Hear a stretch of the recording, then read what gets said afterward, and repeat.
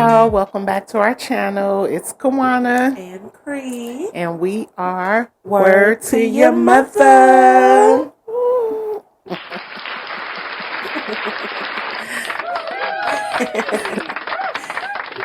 Okay, so for today's topic, y'all, we are talking about losing a loved one and the impact on the family. Yes. This is something that everybody can relate to because, everybody just change when it comes to losing a loved one. Mm-hmm. You know what I mean? Mm-hmm. So what's your thought on that? My thoughts on losing a loved one is normally it's a time of unity, or it's a time that highlights how dysfunctional the family is. So I think it can really go kind of either way with that, because everyone wants to be together in that time, but you got people who are more secretive, you got people who are just more private, people who are just like to be to themselves when they mourn, or just people deal with death differently. People want more information, it's just so many people want more credit. You know what I mean? It's like, I think the confusion come in because everybody want to try to prove like how they impacted that person in their lives, or like you said, how close they were to that person, or everybody's like, it turns into like a competition of who loved the most or who was loved the most. You know what I mean? And I just think that death just brings a different vibe to the family. You know what I mean? It's like you may not have been close with someone prior to, and death bring y'all closer, because y'all kind of lean on each other. And then also I feel like sometimes it can tear people apart because, like, you may know the truth because, that person may have told you some stuff while they was alive, and now this person is like, oh my God, like they just so sad, and you just be like, based on what she told me, you know what I mean? Or based on what he told me, like y'all wasn't cool like that. So, yeah, but as far as like the family dynamic, I think that it just get complicated because I don't mean to be talking so much, but I'm listening. I got some things brewing in here. I'm keeping up.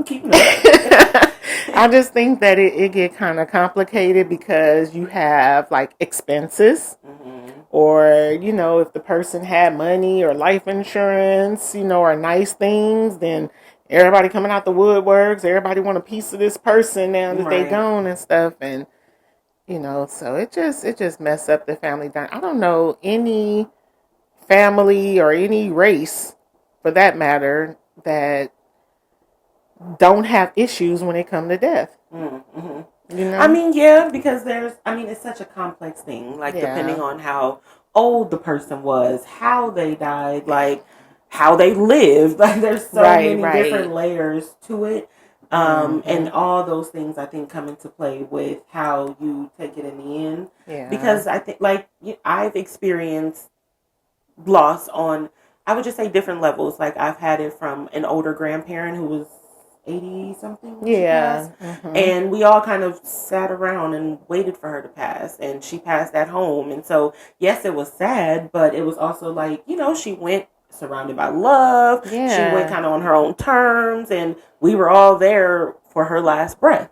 And she lived a full life. Yeah. So it was sad, but it was a part of the process. Right. I've lost a friend very suddenly and tragically right when we, finished up high school, college.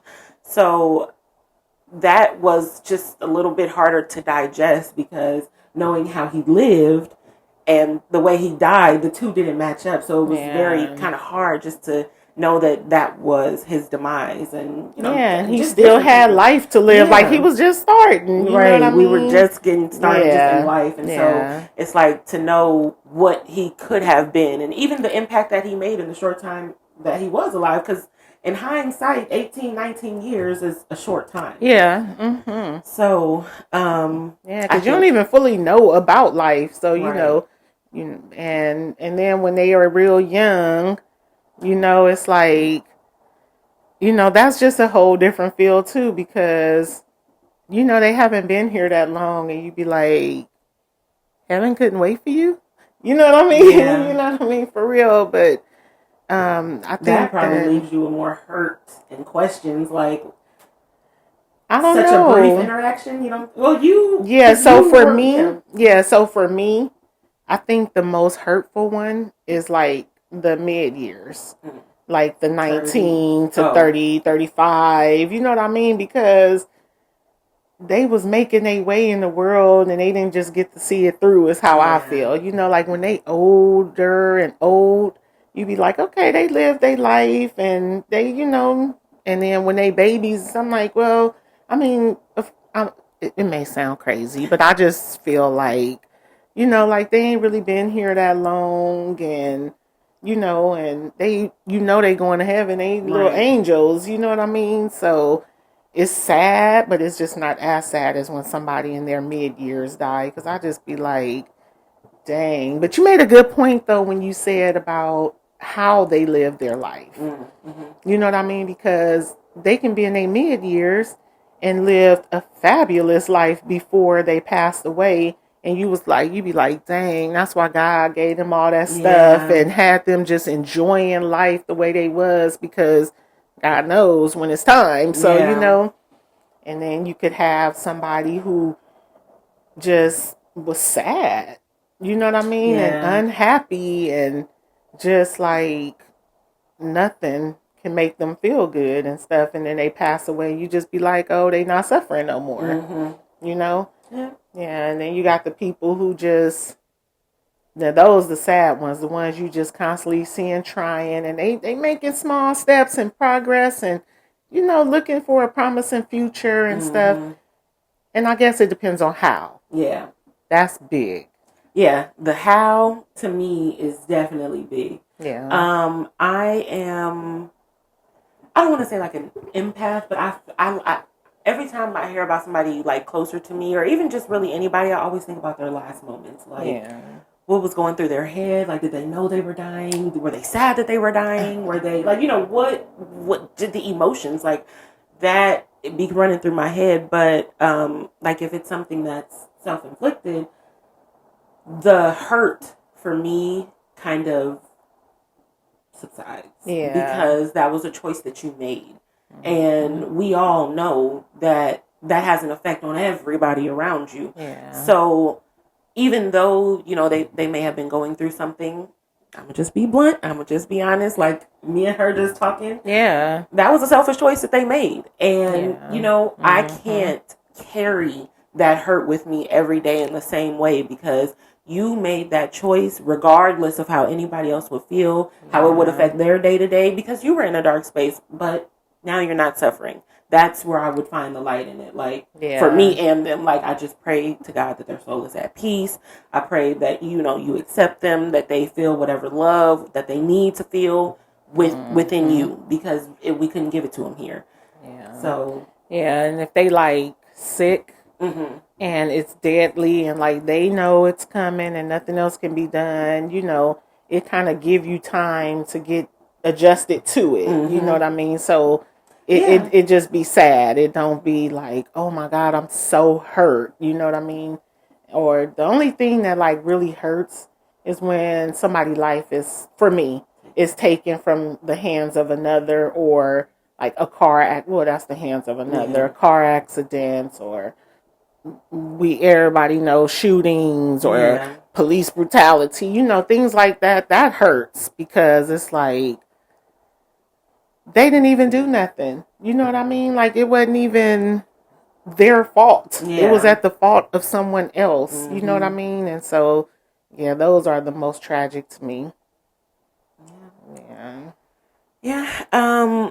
As far as the types also, I think seeing how that person, also their last days, I think, like if they were sick and let's just say, for instance, it was cancer, they put up a good fight, change the way they're living, but some things just don't go away. No matter what you do, you're just kind of prolonging it. And so we're grateful for whatever time we get, however long you can prolong it. But when that time comes, we know we put up a full fight. We supported as we could. You gave it your all, and it's just that time. Yeah. And I think it can also be something that is, I don't want to say refreshing, but kind of a reminder to a refresher about life, that we are living on borrowed time. Like, you have to make every single day count, because every day, especially the people who are just in the midst of life and things just happen so abruptly, they died in their sleep, or whatever the case. Yeah, it just reminds you that every second counts. Like, every day counts. You just never know. Yeah, and so those things that really matter to you, whether it's your loved ones, your career, your hobbies, whatever it is. One of my big things for 2025, which I also share with my family during Kwanzaa, was live full, die empty. Give it your all. Yeah. That's just kind of like the reminder or the refresher that it gives to me, is give it your all, because you never, ever, ever know when it's your time, or when it's the person next to you time, or whatever. So tell the people you love them. Keep the hate to yourself. Yeah. And no finger pointing, like, and that just brings me to say, like, we haven't experienced a lot of death in our family, or really like surrounding us, not a lot, and I mean, of course I'm older, so I'm able to recognize how I grieve and what soothes me and makes me get through the process, because everybody got a different grieving process, you know what I mean? So have you kind of like what type of griever are you? Yeah, I'm kind of like the nosy griever. Like, I want to know. I want to know who, where, how, when, like, what we could have done to avoid this, if there was anything we could have done to, like, what were the signs? I want to know as much information as possible, because I'm just a logic-based person. Like, yes, I have emotions. I'm still human.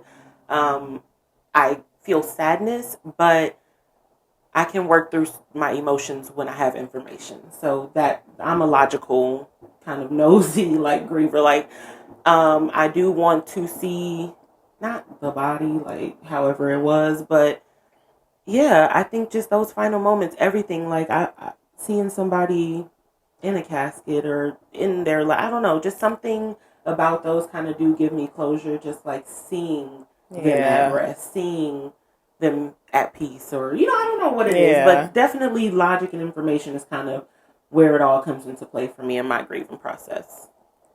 And see, I'm totally opposite. I'm a silent griever. I process everything internally, but the things that I think about that bring me peace is like the last moments I spent with that person. I consider, like, anybody I love, any moment I spend with them, it's all love. So I'm the get up on Sunday, I'm calling every family member, you know what I mean? So, or I'm checking in on my friends, sending texts or whatever. I'm that type of person. So, if somebody passed away, my grieving process is remembering them the last that they were. Just having silent moments, silent cries, because everybody loves an ugly cry, and most of all, it's just about, I don't want to see the body. I don't go to the casket at the funeral. No, it depends for me. I don't want to see nobody's body. I want to see them in my head the last time I saw them. You know what I mean? I don't want to go see nobody laying down, and I'm not the type of griever. No, ma'am. But I definitely like look at old pictures and try to find the moments that we cherish together. But I'm in real life on a day-to-day, just a to myself kind of person. Yeah. So in those bigger moments when we come around, like, I give it my all when we're around each other. I don't call every Sunday.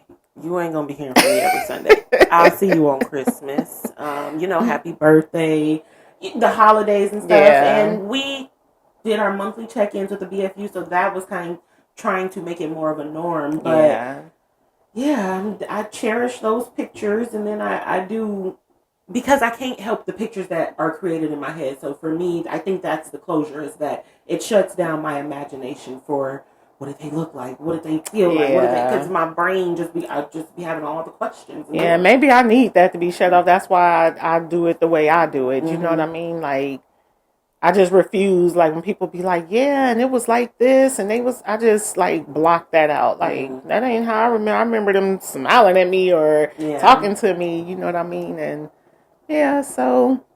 Everybody grieve differently, you know, and it's all okay. Grieving is okay. I think that everybody needs to grieve through the process. But I am big on pictures because, I'm always taking some pictures. Yes. And people be like, dang, you always taking pictures. But then they be texting me like, send me that picture and this, Pictures and videos are the best. That's why I love YouTube so much, truthfully. Like, even though, yes, it's a platform that you can make money and build a career and all of that, just having a hub to share those memories and go back and, like, I can see things that happened in my life in real time and what we were talking about in those moments, like, just capturing that moment. Yeah. It just makes my heart so full. I mean, even if it's just reaching one person, it's like, you just never know who may need to have the conversation or hear how other people think about the conversation, and just to know that it may impact one person. One person may watch this video that might be grieving and they never even thought about how they process grieving or losing a loved one, and it may make them look internally like, that's why I'm lashing out or that's why I shut down, you know what I mean? And so, and we here to make it real, y'all, like. And just on that, I feel like God speaks to us in all different avenues. I know a lot of people don't believe in numerology and astrology, and I feel like God created it all. God is the creator of everything. So if he reaches you through showing you 11, 11, 11 all the time, you may want to look into that and just see what it is that is calling on to, or whatever. If it's a YouTube video and you hear something that resonates with you, that is trying to be reached to you. That's what I believe. Yeah, when I hear church. Things, how sometimes you be like, that message was for me. Yeah, I know y'all hear, but that was specifically for me. I felt that, like, God knows what I've been going through. I've had that situation where I just felt called to go to church, and it was randomly out of the blue. I think I was like 16. Our church didn't really have the same members. We had a new pastor, but I just felt called to go to the church. I got up, got dressed, went by myself, and the message, I don't even remember what I was going through in my 16-year-old world. But the message was so on point. Like, when I say I felt the Holy Spirit, because it was just like, this is crazy. Like, out of the blue, God, where you at? Like me? Right. Me. So I think always be receptive of messages. Always be receptive to learning about what's going on around you, as far as just like the energy in the universe. Like, it's all under God. It's all of God. Yes. And, so I think that message. Yeah, because I mean, I see 11, 11, 1, 11, all the time, or I might just see broken headlight, one headlight on the freeway every time I go on, and then another one when I'm coming back.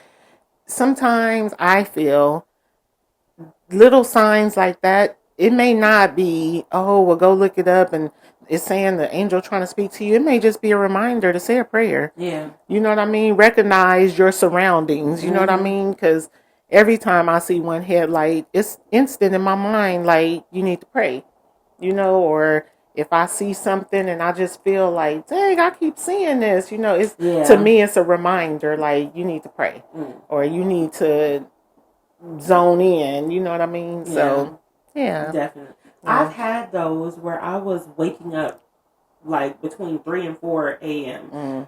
Consistently. No matter what time I went to bed, whether it was to get up and use the restroom, whatever, it was just kind of waking up in the same couple of hours. And I forgot, because I will go look something up. I just like to see different perspectives. And I like to see even just different cultural perspectives. Like, if you're seeing this, the Chinese say Chinese, or whatever. Like, all the different cultures. I'm fascinated by it. So anyway, long story short, the thing that I read was basically saying, like, these are the bewitching hours. Like, this is the time that the evil is working. And God is needing people up praying, working against the evil. So when I started waking up at that time, or if I ever do wake up at those times anymore, I just pray. I pray for the people in the world. I pray for the homeless. I pray for my family. I just pray because I know that it's something working out there. And, we see that in the scary movie. I'm a big scary movie fan. So I know about the evils and the spiritual and all of that stuff. Sorry about that. I did that to her. I love scary movies. But, I think that like you said, it'd be a sign. Like, sometimes he just like, I'm calling on you. Like, I need some warriors. I need a prayer warrior. Yeah, and that's funny though, because I just learned that like last year. Oh, yeah? Yeah, when I went to Atlanta, Keisha was talking about that, and I was like, that is true. You know what I mean? Like, like you just got to be aware, and even if it's not true, what's wrong with praying for the world? Right. You know what I mean? Even if it's all just like whatever. Right. It's nothing bad that comes from praying for somebody, for the world, for just peace and happiness. And, yeah. So, with all that, we glad we was able to share, our feelings on the family dynamics and the different type of grievings. But today's video dedication is going to go to my little cousin, Charlene Ward. Yes, so we just want to leave you with our memories of my cousin. I want to say 35, if she didn't just turn 36 in September. Y'all, I know I'm getting old because I be getting all the ages mixed up now. I can't even keep up with my own age, so sorry. Yeah, but she lost her life, and we just wanted to pay a special tribute to her to send you guys off. Yes, and I just want to share my memories of her, not necessarily specific memory, but they were all good. They were all happy. They were all loved. She had the brightest smile, just a great, generous energy. She always greeted us with hugs, loves. Like, I just always felt embraced by her. The twins aren't here to speak, but she used to call them her fat piggies, and from birth, and they till now. So, she's just always embraced us as a whole, and we've embraced her. She's lived with us, and I have genuinely all good memories with her. And I'm happy to have that to cherish. That was a part of me acknowledging how I grieve, because I just wanted to know, because it was just so sad that she was gone. So I'm just like, why did this happen? And what could we have done? And, as a family, you do feel that, but I just pray. And I know I leave with a sense of knowing that she is at peace, and that I pray that her soul is at peace, and I pray that she's resting in love. Yeah. I mean, from my memories, because my mom raised her, so she's my cousin, but she's a sister cousin. My mom raised her, and she came in as a baby all the way up until adulthood, so I got so many memories. I got big sister memories, you know what I mean? Mainly, more than cousin memories. I have like sister memories, but of course, I got like 12 years on her. So I would say maybe like 5 years in the home before I started moving on. But as an adult, she checked in with me. She told me how she feels. She kept it real. She let me know she loved me. I let her know I love her, and that I would always be here for her, and that it was all love, you know what I mean? And she reciprocated that, so that was good enough for me, It's like, it's a sad, thing that she was so young and didn't get to finish living her life, but maybe she was sad in her life. Yeah. I'm going to remember her as a hard worker. Yes. Someone very dedicated and committed, someone who genuinely loved her family, someone who wanted her family together. Same with Toot. Just wanted the family to be together. Just wanted us to have fun together. Yeah. Like, they were always turned up, so I know they turned up together. Like, okay. Cuz, like, wow. Like, right. And I know when he seen her, he was like, Cuz, what you doing here?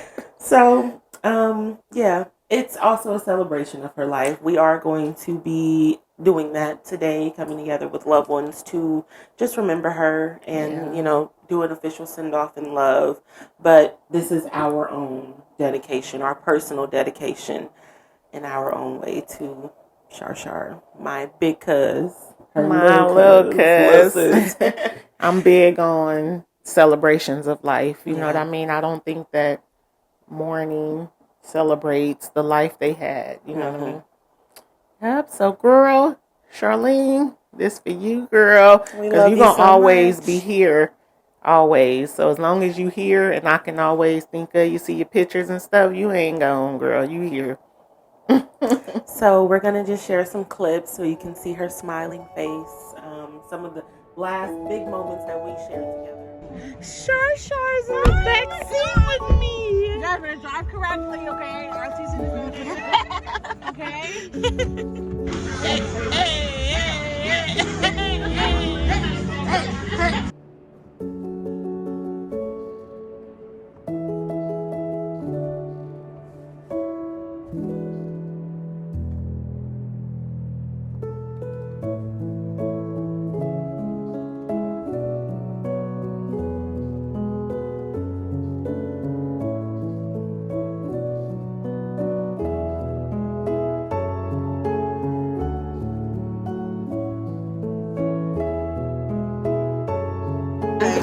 Got everybody out here, Kiki, Tiki, Nani.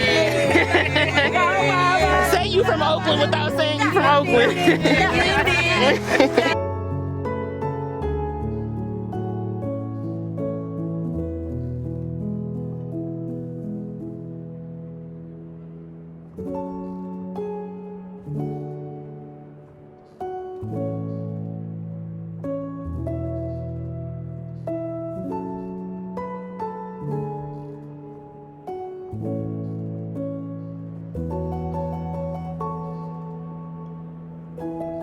Say hey, Kiki, Charlene, Mama. Hey. You look like a TV show.